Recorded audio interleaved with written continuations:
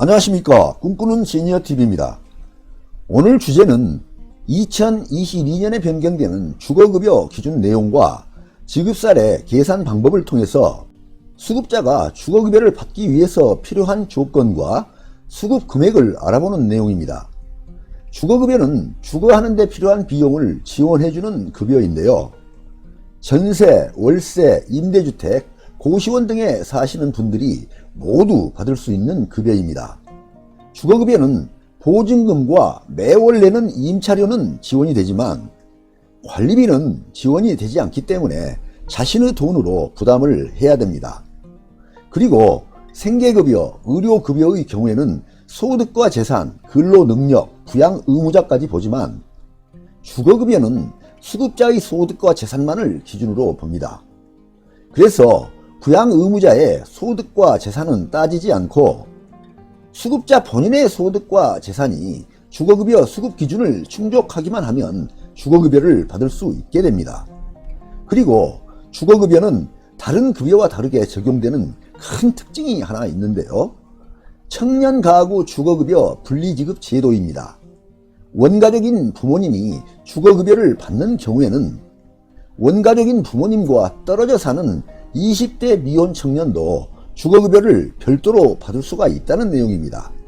다음은 2022년 급여 종류별 수급자 선정 기준과 2022년 임차가구 기준 임대료를 살펴보겠습니다. 2022년도 급여 종류별 수급자 선정 기준입니다.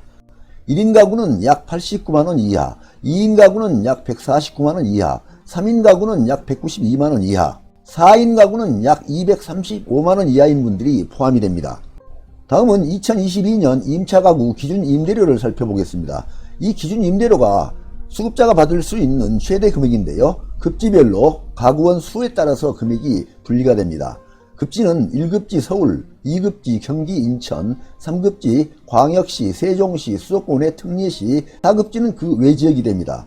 여기에서 1급지인 서울을 중심으로 살펴보겠습니다. 1인 가구는 32만 7천원, 2인 가구 36만 7천원, 3인 가구 43만 7천원, 4인 가구 50만 6천원이 기준 임대료입니다. 주거급여는 급지, 가구 원수에 따라서 받을 수 있는 최대 금액이 위의 표 내용과 같이 달라집니다. 이를 기준 임대료라고 합니다.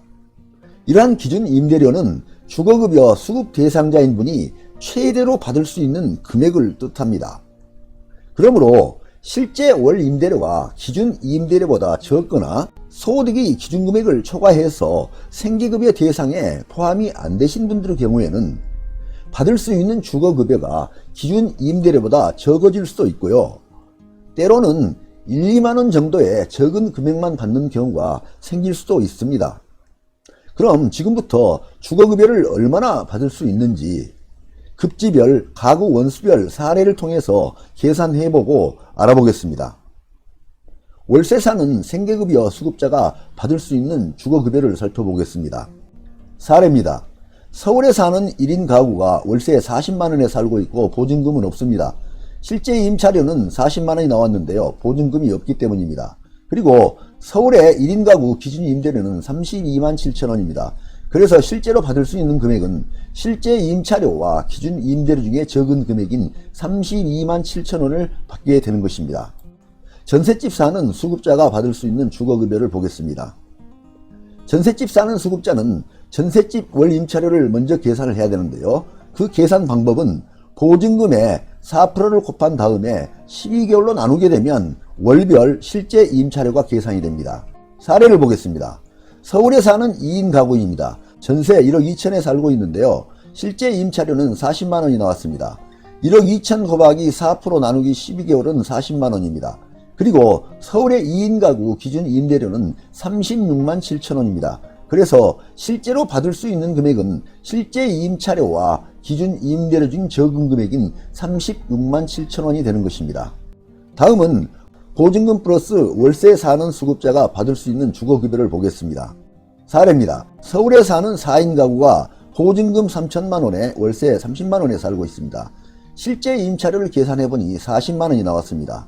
보증금 3천만원 곱하기 4% 나누기 12개월 하면 환산 임차료가 10만원이 나오고요. 월세는 30만원이 들어가고 있습니다. 그래서 10만원 플러스 30만원을 하게 되니까 40만원이 나온 것입니다. 그리고 서울에 사는 4인 가구의 기준 임대료는 50만 6천원입니다. 그래서 실제로 받을 수 있는 금액은 실제 임차료와 기준 임대료 중에 적은 금액인 40만원을 받을 수가 있는 것입니다.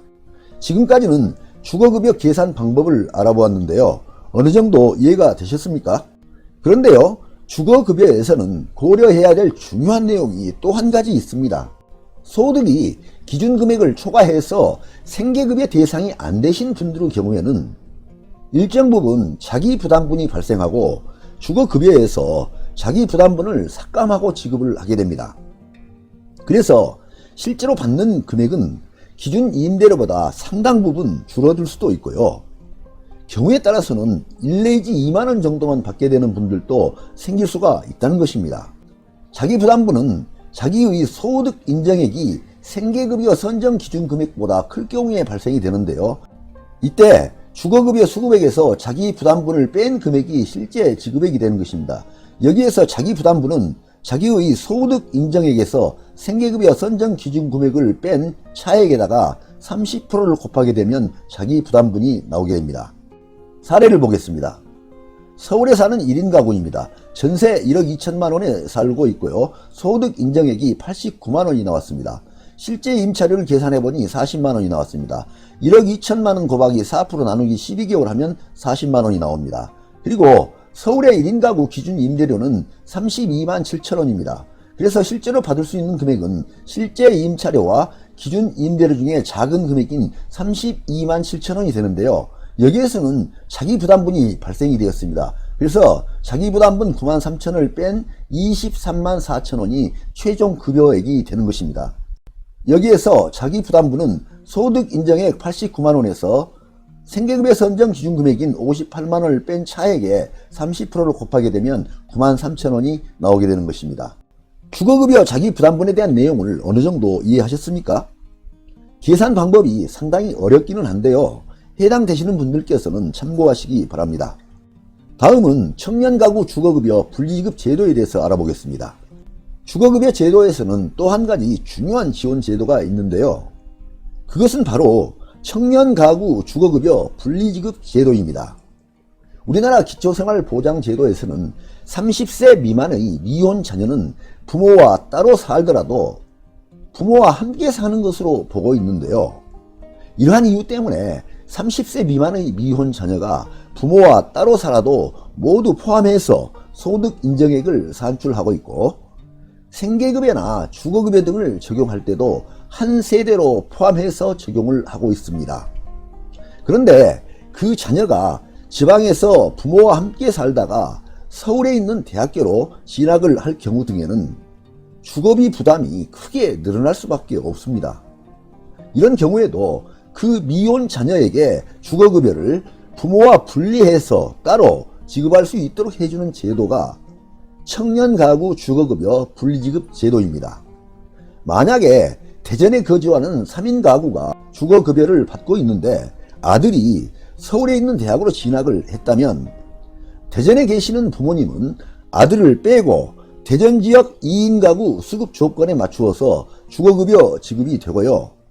서울로 진학한 아들의 경우에는 서울 지역 1인 가구 수급 조건에 맞추어서 부모와 분리해서 별도로 주거급여 지급이 될 수 있다는 뜻입니다.